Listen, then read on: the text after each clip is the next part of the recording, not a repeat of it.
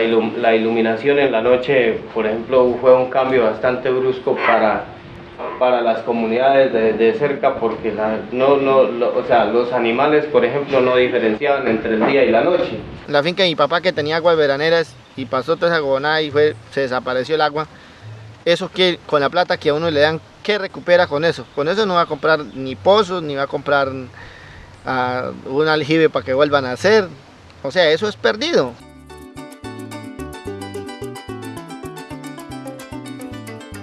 Nosotros es apenas así como el obrero nomás, que trabaja un mes, un 28 días y se va.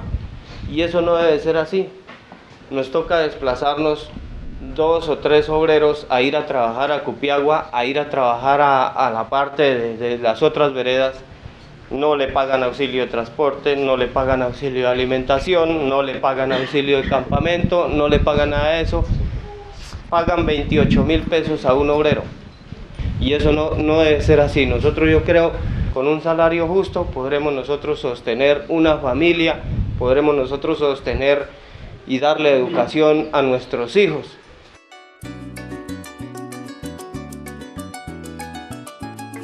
A raíz de todas las necesidades que habían, que no teníamos servicios públicos, que no había carretera, que muchas no teníamos educación, colegios, nos unimos, hicimos una asociación con las comunidades y las juntas de acción comunal de las 18 veredas que componen el corregimiento del Morro.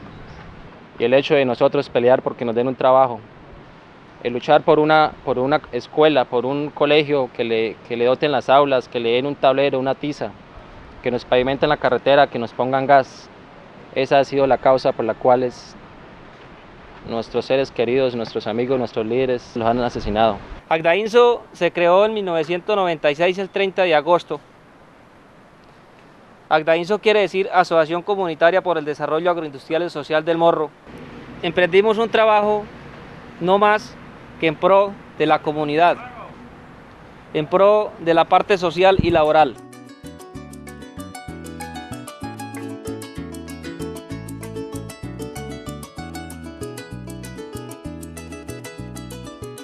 El petróleo llega y encuentra en Casanare una organización social más o menos fuerte que se está consolidando, la NUC por un lado, otro conjunto de organizaciones de carácter cívico, popular, campesino, y ante estas organizaciones pues las transnacionales encuentran un reto muy grande, que es cómo evitar que esas organizaciones les pongan muchos problemas al desarrollo de sus proyectos, ¿no?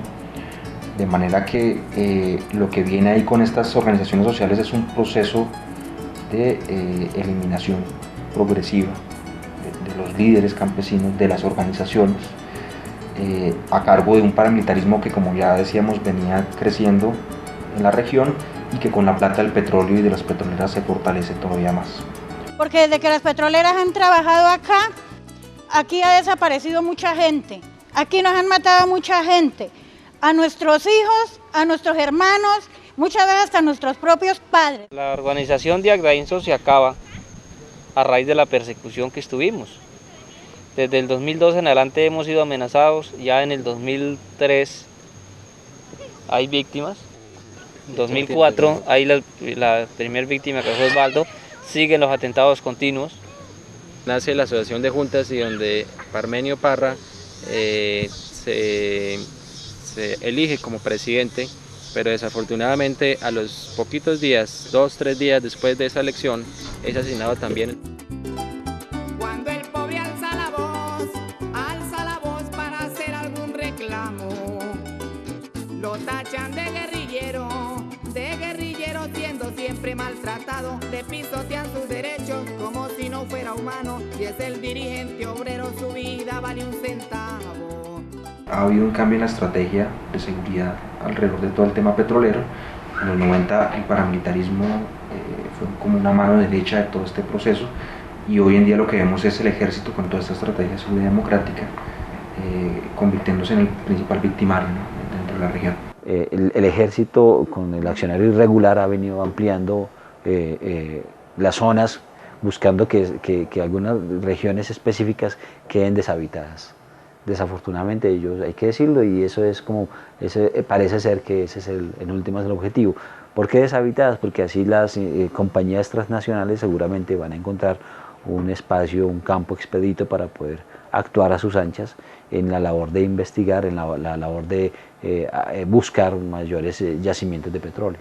Lo que me dijeron, dijo Sierra, váyase, que a usted lo van a asesinar. BP está patrocinando una plata por ustedes, por líderes, que era don Epimenio, que creo que está por ahí, doña Fanny. En estos años de explotación petrolera, la British Petroleum ha demostrado un particular interés por cuidar sus inversiones, dando a entender su interpretación perversa del concepto de seguridad. Durante el desarrollo de la construcción del oleoducto, Roger Brown, coronel retirado de los servicios especiales del ejército de Inglaterra, responsable de seguridad de la BP, intentó contratar a un grupo de oficiales retirados del ejército israelí para entrenar paramilitares. Negociaciones que se vieron interrumpidas a raíz de la publicación de una investigación periodística en el diario The Guardian de Londres. El New York Times publicó un informe donde se señaló que BP contrató a 500 soldados y 150 oficiales del ejército colombiano para intensificar y asegurar las instalaciones petroleras a lo largo del país. En diferentes operativos que han adelantado, terminan asesinando a campesinos, en su mayoría, labriegos, jornaleros, personal civil que no tiene absolutamente nada que ver con el combate. Aquí tenemos registrados aproximadamente unos 35, 37 homicidios o ejecuciones extrajudiciales. Bueno, nosotros hacíamos parte de la Junta de Acción Comunal en la vereda del Retiro. Entraron a la casa y le dijeron a mi esposo: usted está detenido, o sea, está capturado y lo llevamos para la Fiscalía de Sogamoso. Resulta que llegó un soldado y lo cacheteó a él muy duro y volvieron y salieron para afuera y formaron otro tiroteo, otra plomacera. Hablando por allá chimbas, que ahí estaba la guerrilla, pero realmente no había nadie ahí ante Dios, no había nadie ahí. Únicamente estábamos yo y mi esposo y mis 2 niños, ¿sí? Bueno, pasó eso y entraron a la casa y le dijeron a él que se alistara, que se bañara, que se alistara porque ellos se lo llevaban. Bueno, él se fue a alistar y se fue a bañar cuando sacaron un camuflado y se lo estaban obligando a colocárselo, ¿sí?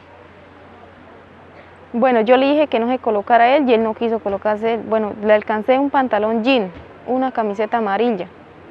Y él, cuando se acabó de alistar, lo cogieron por detrás de la casa y lo sacaron como a 20 metros. Y yo me fui detrás de él y llegó un soldado y me dijo: no se mueva, o sea, no vaya más adelante, madre grandoble hijo de puta, porque usted la paga con su familia, más adelante.